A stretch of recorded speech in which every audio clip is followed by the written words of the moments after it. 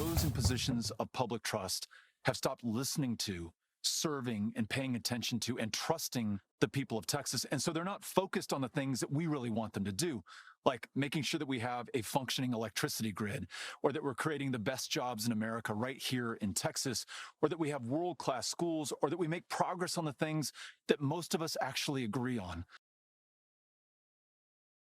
Beto O'Rourke announced his candidacy for Texas governor today, initiating what promises to be a fierce challenge to Republican incumbent Governor Greg Abbott. No Democrat has won the governor's race in Texas since 1990, but the former congressman and 2020 presidential candidate electrified Democrats in 2018. In his narrow loss to Senator Ted Cruz, O'Rourke shattered fundraising records and convinced many that the state was on the verge of turning blue. In this election, however, O'Rourke faces different, daunting headwinds. Before 2020, Texas was already one of the most difficult states in which to cast a ballot, but in September, Republican state lawmakers enacted a slew of voter suppression measures, including new ID requirements for those voting by mail, empowering partisan poll watchers, and barring election officials from sending voters unsolicited absentee ballot applications. The bill also banned some newly expanded methods of voting used in a diverse Democratic Harris County, like 24-hour and drive-thru voting, both of which helped voters of color cast ballots in 2020. Texas Republicans also codified new congressional maps last month that cement the party's grip on the state for the next decade. State Republicans, almost all of whom are white, did so by diminishing the voting power of people of color. While people of color accounted for 95% of the state's population growth, white voters will have disproportionate control of elections in Texas. The maps will be used for the first time in 2022, which makes the road ahead for Beto O'Rourke all the more difficult and all the more urgent. Joining me now to discuss, Chuck Rocha, host of New Estro podcast, president of Solidarity Strategies, and founder of the New Estro PAC, and Chris Hollins, former Harris County clerk and vice chair of the Texas Democratic Party. Mr. Rocha, I want to start with you. What do you think about Beto jumping into this race? Will he really be able to mount a strong challenge to the sitting governor, because he enters the race, according to the polling, already behind?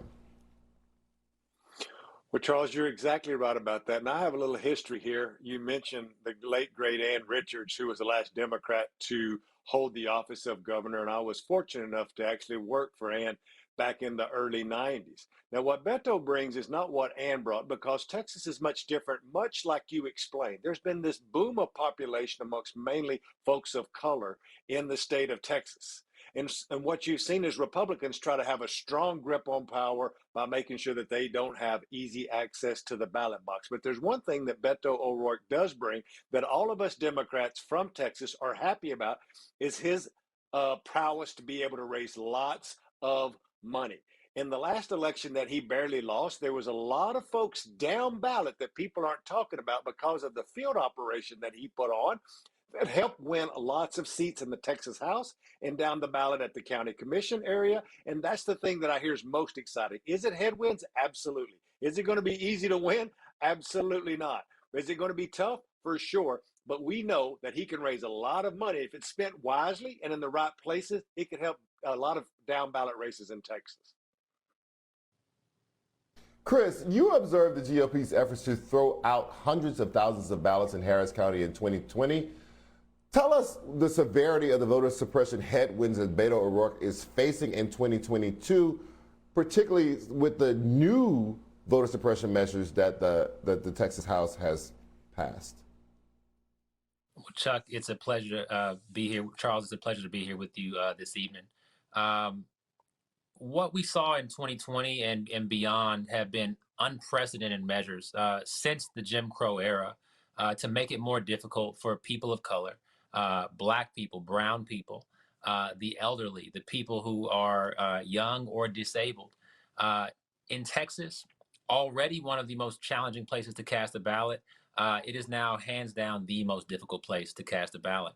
And the changes that were made in the most recent legislative sessions were particularly targeted at folks who came out in unprecedented numbers last year, namely people of color, the same people who have been responsible for all of the growth that has taken place in Texas over the past decade, but who are being disenfranchised in ways that are very race-based and race-driven, despite what should be laws across this country that make that illegal.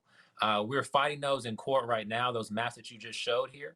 But we also know that we have to organize, get more people registered to vote, make sure that people understand the importance of practicing their right to vote, exercising that constitutional right. And these headwinds that we're facing, these tremendous challenges, make it that much more critical that we utilize the resources that we do have to educate and empower and ultimately turn people out to cast ballots in Texas. Chuck, you mentioned, the enthusiasm and ability to raise money that Beto brings to the race. Do you believe at all that some of that is being diminished at this point because he's coming off 2 losses in a row? I mean, there was an excitement in 2018 that was really real and amazing, and that kind of was dimmed a little bit in the 2020 race after he got that one, magazine spread where they basically anointed him as the next coming of Christ or something, and then that didn't turn out so well. Is some of the shine off the star, so to speak, for Beto? I think that you're right. There has been a lot of that has gone by the wayside. But one thing that I will remind everybody is that Beto, unlike most candidates, don't rely on big money and big donors in New York and San Francisco to write big checks. A lot of his money comes from grassroots, much like Bernie Sanders or Elizabeth Warren, a real grassroots movement, which is refreshing for folks in Texas, where I come from, where Chris is from, who have seen a lot of money in Texas leave our state and be invested in other places. So anytime we can see money return back to Texas and put back into the neighborhoods. Now, that is the part I think is the most critical here, is where will that money be targeted to? One of the Achilles heels of the first race by Beto in Texas was the investment in people of color, in communities of color, in Houston, in the Valley. And I've refreshed to see today, with a little bit of research I've done, with the announcement that he's hired lots of folks of color to lead this campaign, and he's starting his campaign in the Texas Valley. So the initial signs that I'm seeing is he's learned from the mistakes he's made the first time, even though he knows he has an uphill battle. The shine may be a little bit off of him. He is doing things a little differently from what he did the last time that I personally think probably cost him that election. Chuck Rocha and Chris Hollins, thank you so much for joining me tonight, gentlemen. Really appreciate your time.